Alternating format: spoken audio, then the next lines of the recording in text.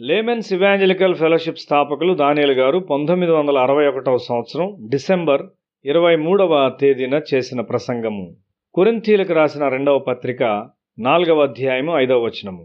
అంధకారములో నుండి వెలుగు ప్రకాశించునుగాక అని పలికిన దేవుడే తన మహిమను గూర్చిన జ్ఞానము యేసుక్రీస్తునందు వెల్లడిపరచుటకు మా హృదయములలో ప్రకాశించెను. ప్రభువైన యేసు పుట్టినప్పుడు దేవుని వెలుగు ప్రకాశించింది. ప్రభువు ఎదిగి పరిచర్య చేయుచుండగా అనేకులు వెలుగులోనికి వచ్చారు. యేసు యొక్క శిష్యులు మరియు క్రైస్తవ సంఘం యొక్క పరిశుద్ధులు సమాజమునకు సువాసనగా ఉన్నారు. వారు ప్రేమ మరియు పరిశుద్ధతతో నిండి ఉన్నారు.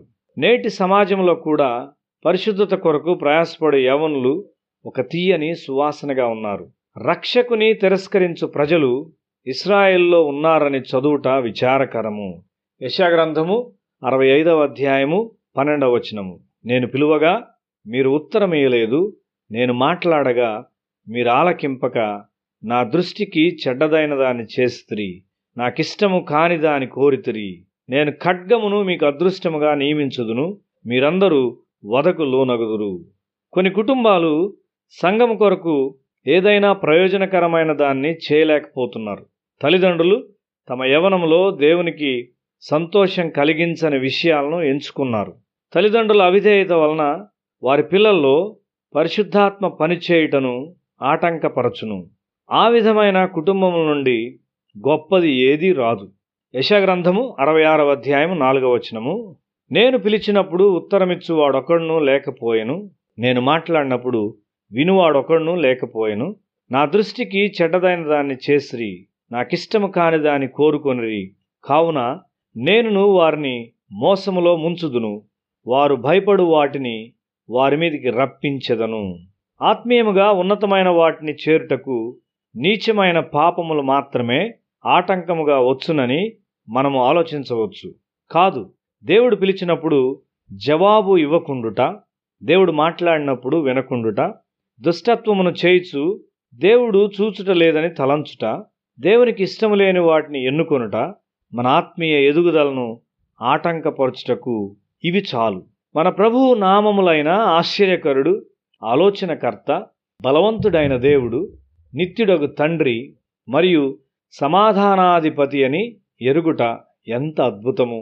నీ హృదయం మీద దేవుని వెలుగు ప్రకాశించుటకు అనుమతించినట్లయితే సాతాను ద్వారా, ఆచారముల ద్వారా నాటబడిన ప్రతి చెడ్డ తలంపును అది నాశనము చేయును.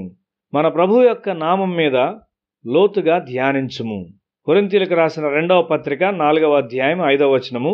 అంధకారములో నుండి వెలుగు ప్రకాశించునుగాక అని పలికిన దేవుడే తన మహిమను గూర్చిన జ్ఞానము యేసుక్రీస్తునందు వెల్లడిపరచుటకు మా హృదయములలో ప్రకాశించెను.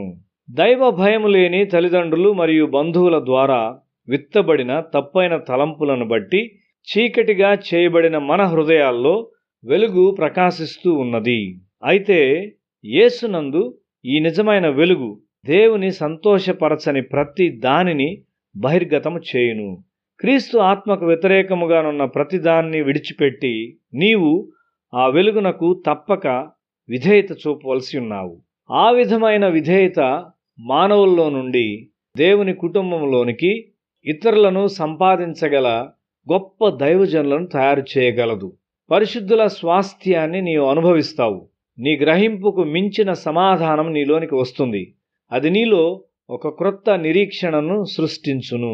స్వాభావికముగా దేవుని సంతోషపరచు విషయాలను ఎంచుకొను స్థాయికి నీవు వస్తావు.